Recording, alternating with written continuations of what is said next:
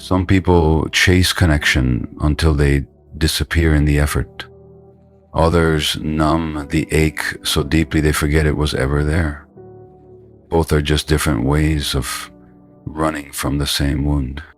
For most of our lives, we've been taught to look at ourselves through the lens of blame. We ask, what's wrong with me? Why can't I just be normal, be calm, be enough? But the truth is, there's rarely something wrong with us. There's usually something that happened to us, something that shaped how we learned to survive. When we talk about trauma, many of us picture something dramatic, violence, disaster, a moment of visible harm. But often the deepest wounds come from what didn't happen, from the love that wasn't safe, the comfort that never came, the moments when we were scared or sad and no one noticed. That kind of pain has a quiet name: emotional neglect. It means that the child we once were didn't feel fully seen, soothed, or protected. And because children can't make sense of an unsafe world, we turn the blame inward. We decide it must be our fault. So we adapt. We become the peacemaker, always reading the room for danger. We become the high achiever, believing if we're perfect, we'll be safe. We become the caretaker, tending everyone else's pain so we never have to face our own. These patterns aren't signs of failure, they're evidence of how brilliantly we once learned to survive. They were intelligent solutions in an environment that left us alone with too much. But what once kept us safe can start to hurt us later. The same vigilance that protected us from rejection now leaves us exhausted. The same independence that once gave us control now keeps us distant from love. We can't hate ourselves for this. We were doing the best we could with the resources we had. And we begin to see our reactions not as flaws, but as messages from an old survival system. Something softens. The shame starts to loosen its grip. We realize we are not broken. We're carrying strategies that simply outlived their time. Healing isn't about fixing who we are. It's about remembering who we were before we had to protect ourselves so fiercely. And in that remembering, we begin to find the safety we've been chasing all along. Maya always said she wanted closeness, but her choices told another story. Every partner she fell for had the same quiet distance. A man who texted back a day later, who said all the right things but never really showed up. She told herself she liked independent people, but deep down she was always waiting for the moment she'd feel that subtle drop in her stomach, that ache of being too much again. In the beginning it was thrilling. She'd study every word, every pause, as if decoding a secret language. When he finally reached for her, it felt like winning something sacred. But then he'd pull away. Again, busy with work, tired, needing space.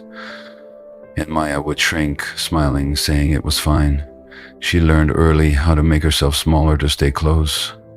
She'd stop sharing the deeper things, stop asking for more. And when the silence stretched too long, she'd scroll back through messages, convincing herself she'd imagined the distance.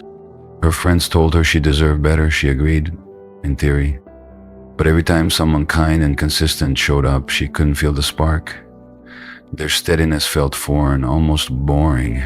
So she'd drift back toward the ones who kept her guessing, the ones whose absence felt like home.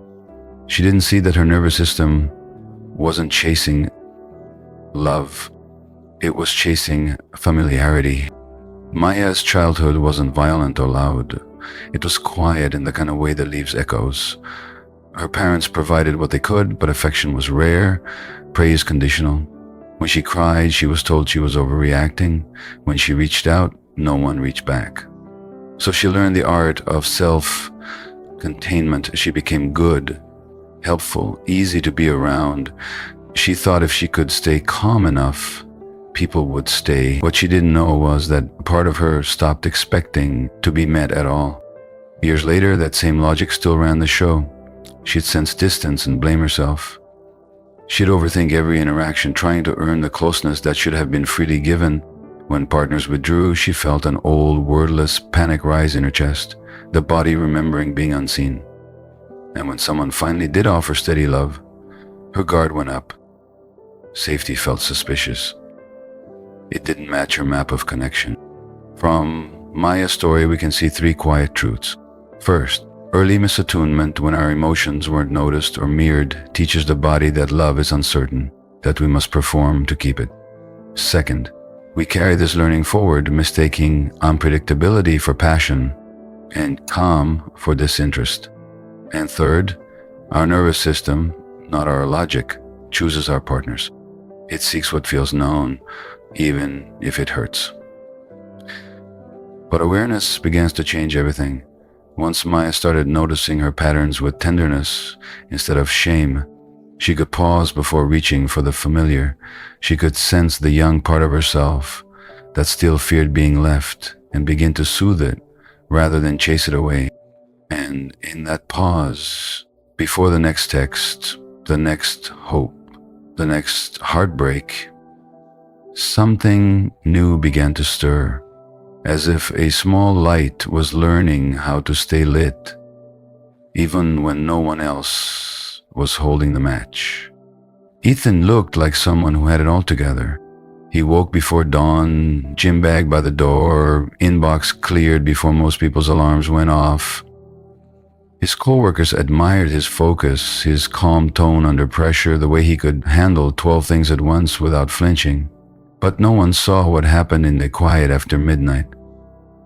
The scrolling, the half-finished bottles, the relentless hum in his chest,